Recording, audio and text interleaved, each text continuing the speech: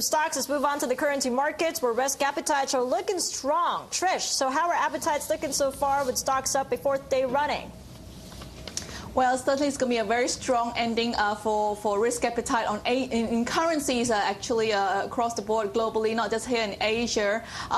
We had a very good news this week ranging from macroeconomic data where China and Singapore GDP in the second quarter GDP beat estimates, and even U.S. corporate earnings, from Goldman Sachs, JP Morgan, and Intel, they all beat estimates as well. And last night we had pretty encouraging remarks from New York's University economist Economist Roubini, who said that the U.S. recession might end this year.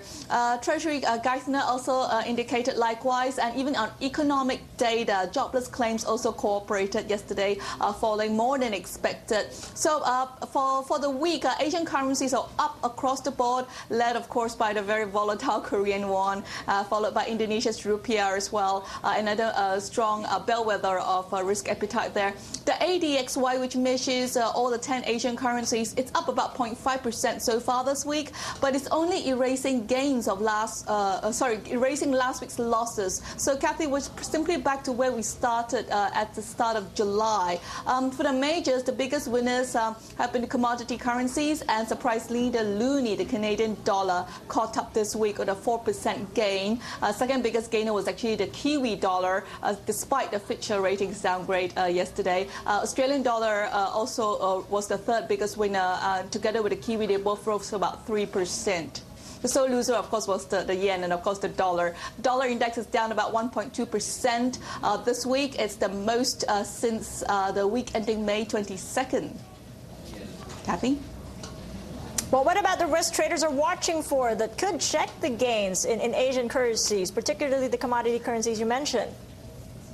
Yeah, well, surprisingly, it's not so much a news or economic data that may check gains, Kathy. It's mostly a central bank intervention. Traders are watching out for possible RBA intervention because the central bank actually said yesterday they sold dollars last month to check the Australian dollar's rise.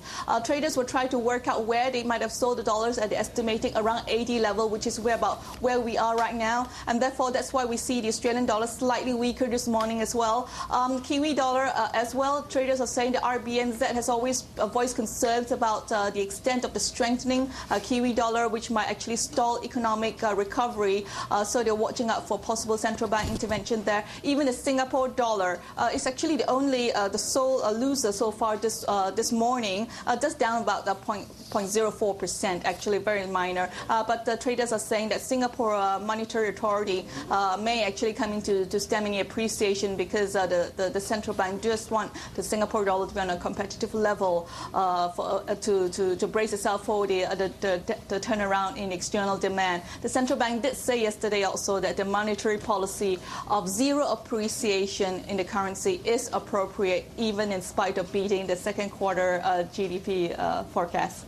Back to you, Kathy. Okay, Trish.